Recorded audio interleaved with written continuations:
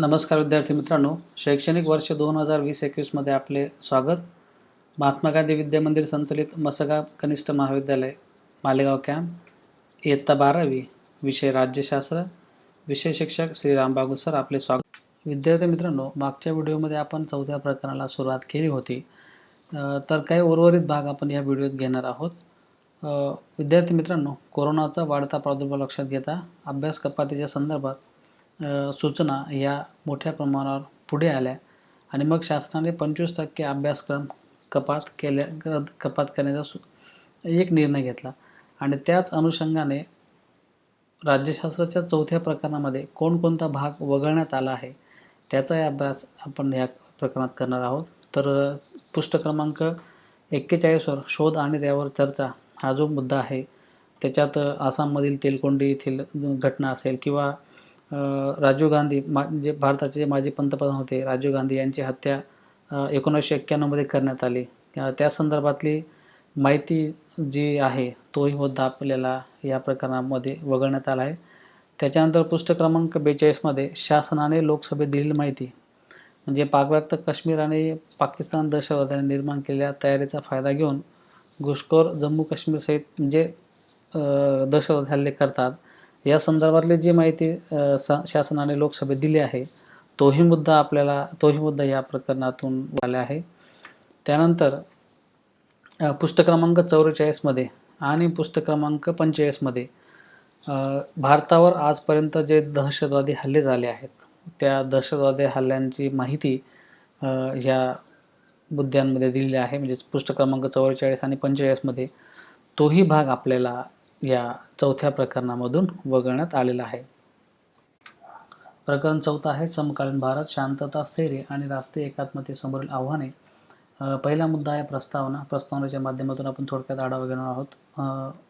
त्यानंतर दुसरा महत्त्वाचा मुद्दा आहे की राज्याची भूमिका म्हणजेच काय, शांतता आणि सुव्यवस्था टिकवण्यासाठी राज्याची भूमिका.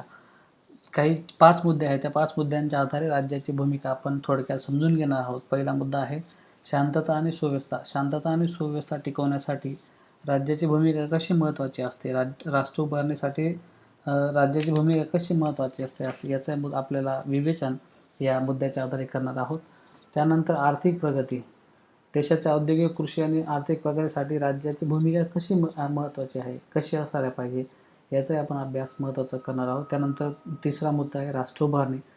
समाजातील विविधतेमुळे राज्याचे विघटन होणार नाही याची काळजी राज्याने घ्यायची असते आणि मग राष्ट्र उभारणीसाठी राज्य कशा पद्धतीने आपली भूमिका बजावत असतं त्याचा आपल्याला अभ्यास या प्रकरणात करायचा आहे. त्याच्यानंतर चौथा मुद्दा आहे शासन. समाजातील लोकांचा राज्याच्या निर्णय प्रक्रियेमध्ये सहभाग कसा वाढवता येईल त्याच्यावर सुशासन अवलंबून असतं आणि अधिकाधिक लोकशाहीकरण झालं तर राज्य हे अधिकाधिक बळकट होत असतं आणि याचाही आपण अभ्यास या प्रकरणात या मुद्द्याच्या खाली करणार आहोत आणि राज्याची भूमिका समजून घेणार आहोत. त्याच्यानंतर लोककल्याण, सामाजिक न्याय, वाजवीपणा, समानता या तत्त्वाचा वापर करून लोककल्याणासाठी करणे, समाजातील असमतोल दूर करून दुर्लक्षित घटकांचे दुःख दूर करणे ही राज्याची कशी जबाबदारी आहे या मुद्द्याचा आपण अभ्यास करणार आहोत. सगळ्यात महत्त्वाची संकल्पना आहे मेल्टिंग पॉट आणि सॅलड बाउल. ही जी काही संकल्पना आहे ती संकल्पना आपण विस्तृतपणे समजून घेणार आहोत. पृष्ठ क्रमांक 37 वर राष्ट्रीय एकात्मतेशी संबंधित काही समान मूल्ये आहेत, ती कोणकोणती आहेत त्याचा आपण थोडक्यात आढावा घेणार आहोत. म्हणजे किंवा समान नागरिकत्व असते ती कोणकोणती आहे ते समजून घेऊया. समान नागरिकत्व, विविधतेतील एकता, राष्ट्रप्रतिनिष्ठा, भिन्न समुदायाबद्दल बंधुत्वाची भावना, धर्मनिरपेक्षता, सामाजिक आणि आर्थिक व राजकीय न्याय, समानता हाही मुद्द्याचा अभ्यास आपण 4थ्या प्रकरणात करणार आहोत. त्याच्यानंतर भारत.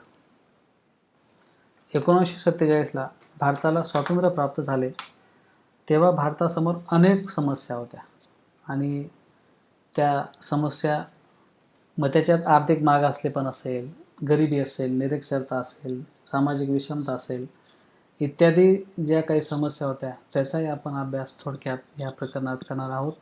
आणि तदनंतर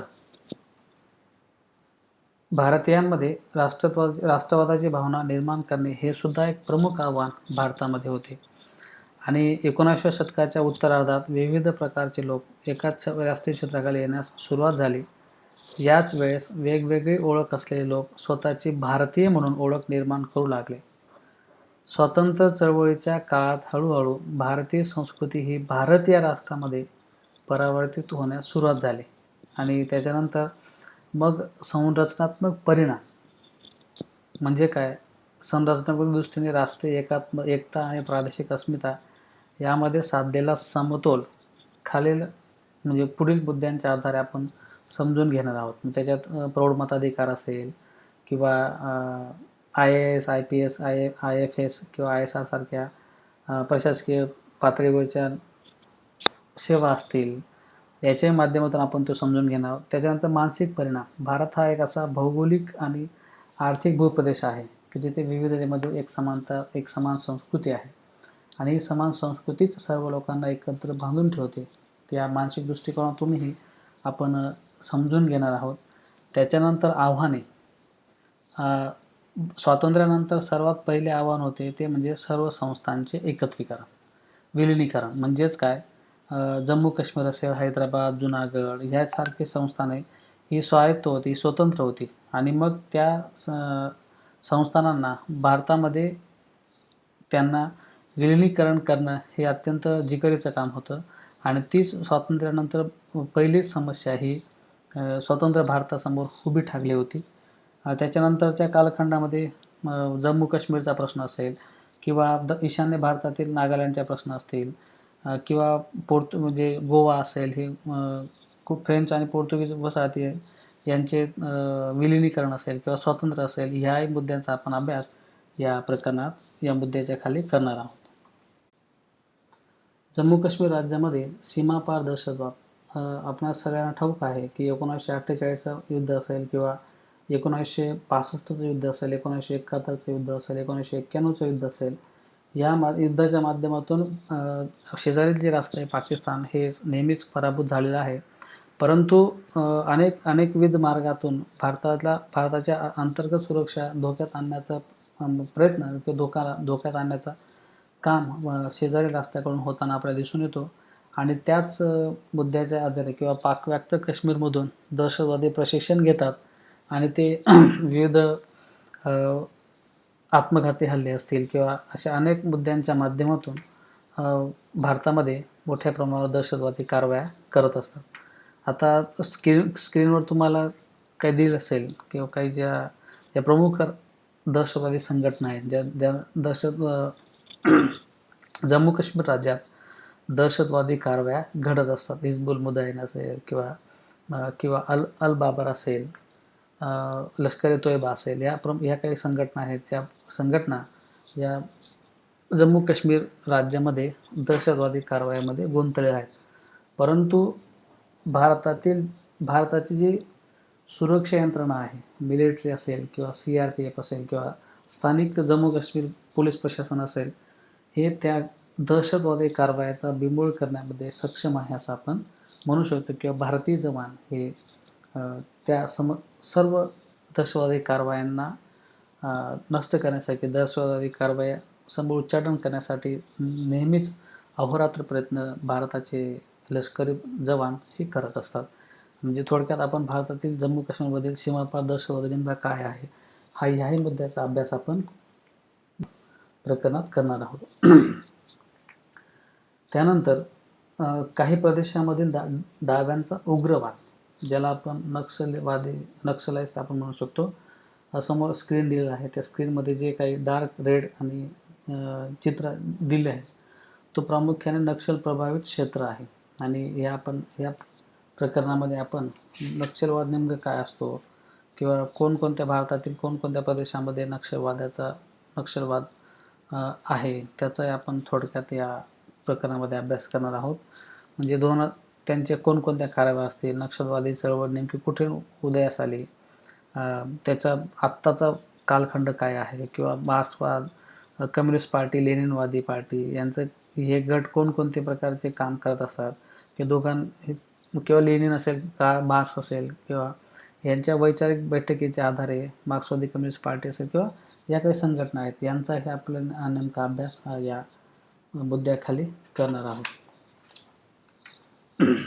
तुम्हाला समोर चित्र दिसलं असेल की नक्षलवाद्यांच्या हल्ल्यात क्षतिग्रस्त झालेले सुरक्षित जवानांचे वाहन आहे.